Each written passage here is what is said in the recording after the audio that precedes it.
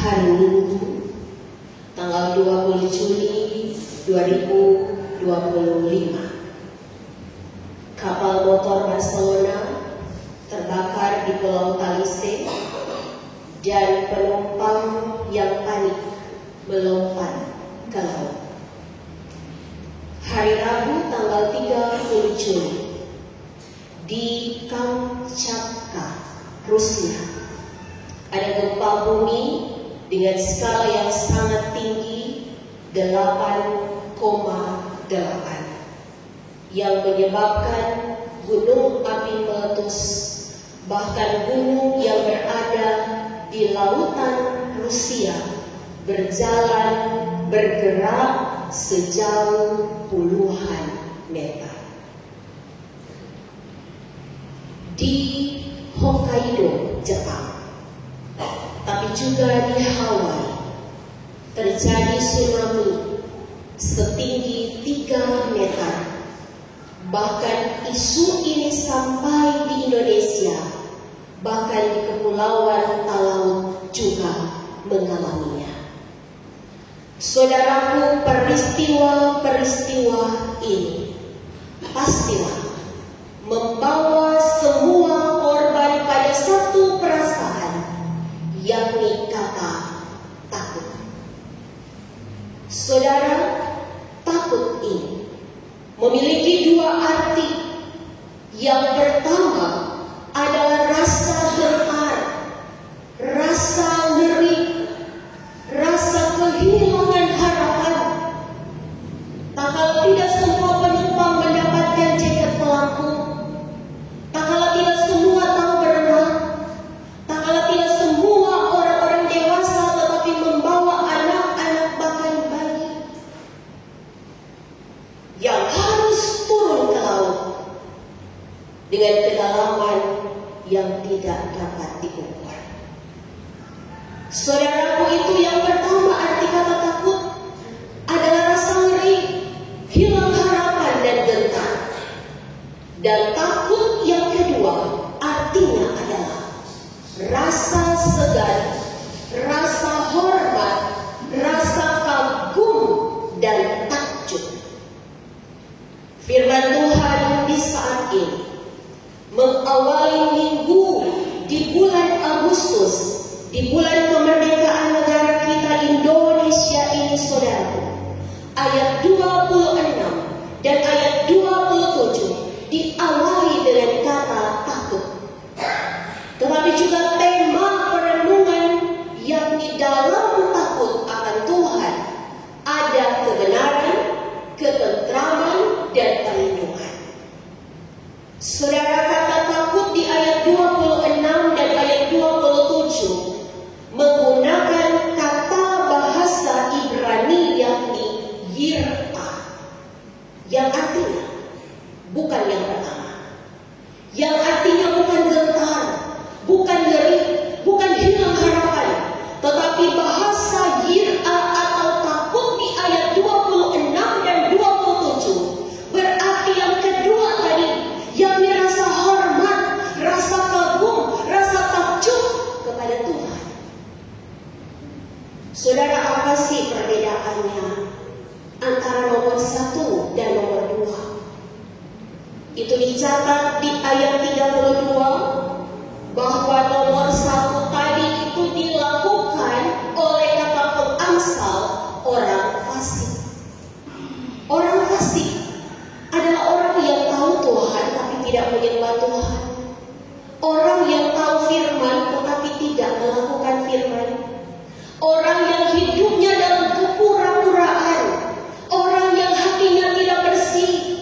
Dia melakukan segala sesuatu hanya untuk dilihat orang. Dia menolong orang lain supaya dia dibilang baik. Dia bikin orang tua perintah hanya karena dia takut dihukum, bukan dari hatinya yang tulus. Ayat 32 bagian B, tetapi orang benar. Jadi ada 2, orang fasik dan orang benar. Orang benar dia tahu Tuhan, dia menyembah Tuhan, dia tahu firman, dia bikin firman, sehingga ketika dia melakukan segala sesuatu baik sebagai anak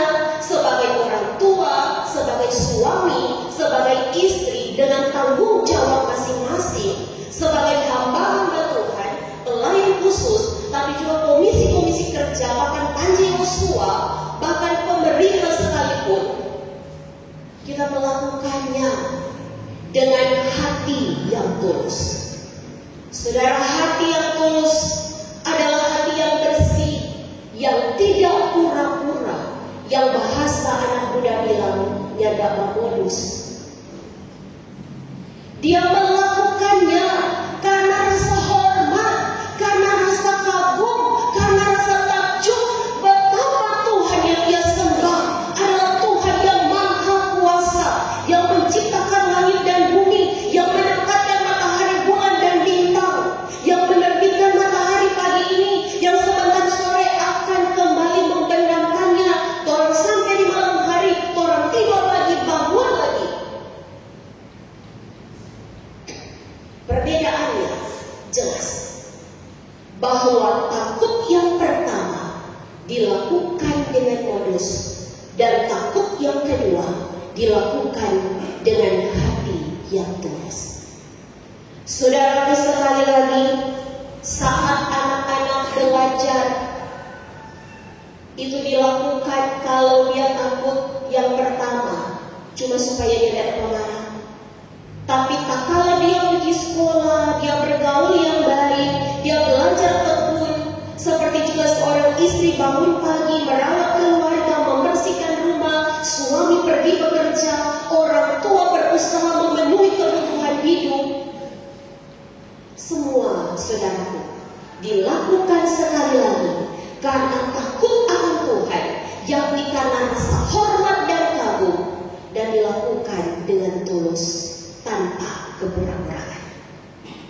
Saudara jemaat yang dikasihi oleh Tuhan Allah, maka hari ini saat kita diajarkan, didasarkan, diberi pedoman untuk kembali menjalani kehidupan kita dengan takut akan Tuhan, ada 3 DP indikator.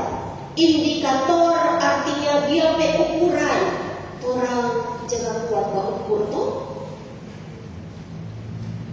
DP ukuran yang pertama adalah hidup dalam kebenaran. Saudara, kebenaran dari bahasa Ibrani sedekah. Orang bahasa Indonesia bilang sedekah. Orang sedekah itu makasih, yang dicoba harap balik. Orang bantu orang yang harap imbalan. Orang sayang ke orang yang harap begitu. Orang beri dengan hati kebenaran. Dalam bahasa Ibrani sedekah artinya orang bertindak dengan mengikuti kehendak dan cara Tuhan. Kebenaran artinya apa yang orang bikin itu berdasarkan maunya Tuhan, bukan orang pengen. Itu yang pertama. Lalu yang kedua, ketentraman. Bahasa Ibraninya mitakos.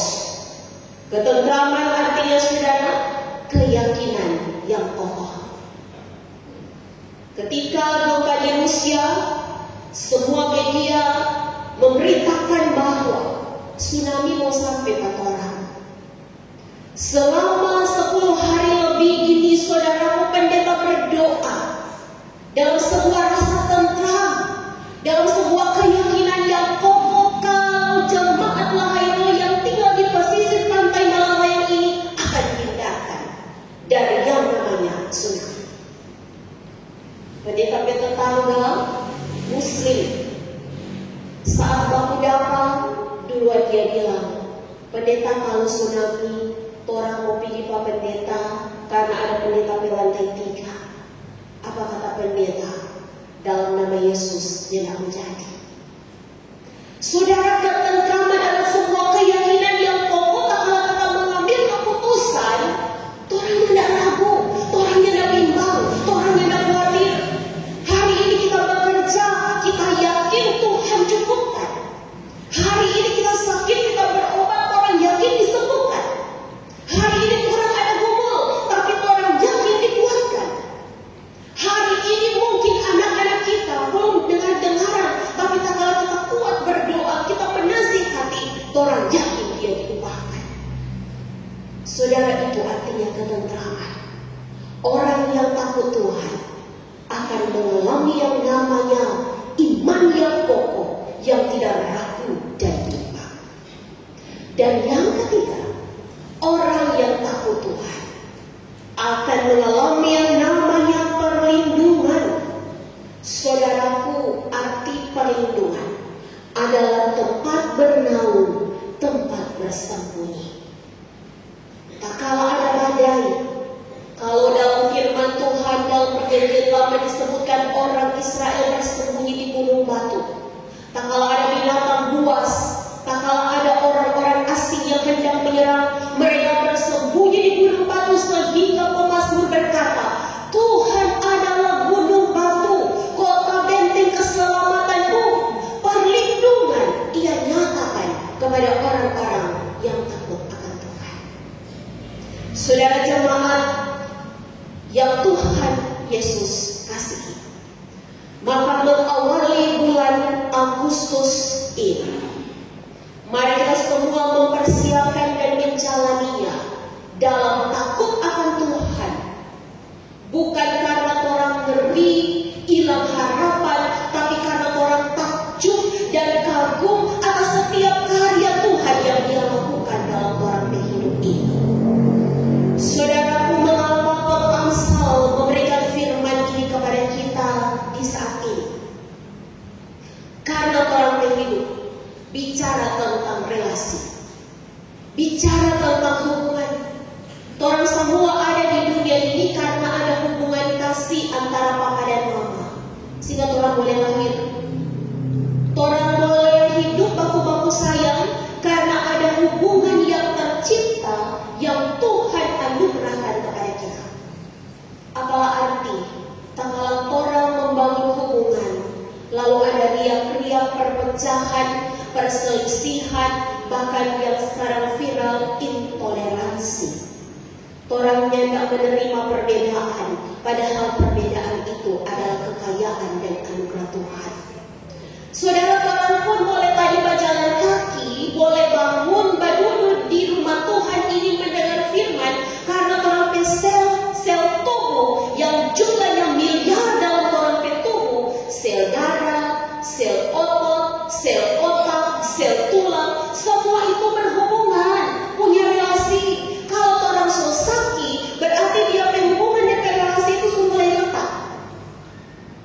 Dia tidak nyaman dalam rasa.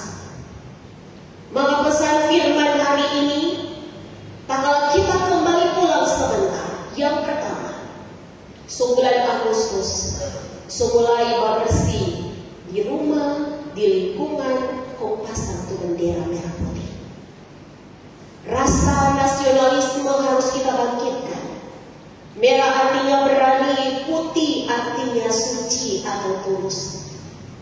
Kita berbangga menjadi warga negara yang penuh dengan perbedaan tetapi kaya dalam berbagai hal. Itu yang pertama. Yang kedua, kita bukan hanya membersihkan rumah dan lingkungan seberdiri bendera, tetapi mari kita bersihkan hati kita.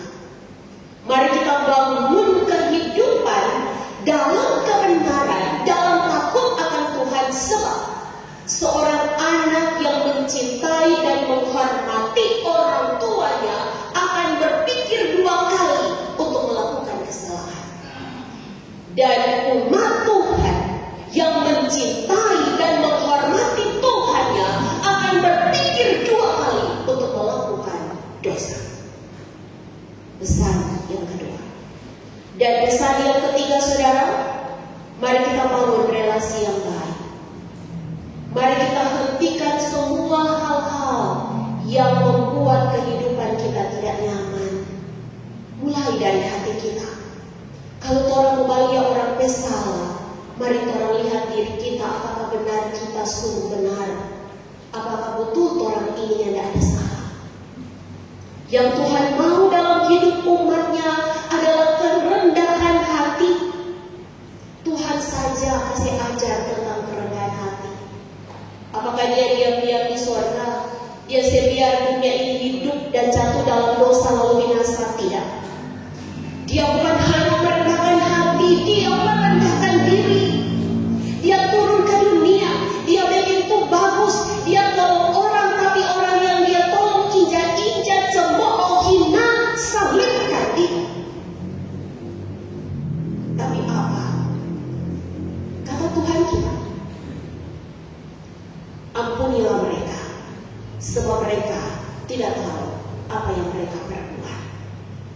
Saudara jemaat yang Tuhan Yesus cintai, mari kita lanjutkan hidup ini dalam semangat kemerdekaan.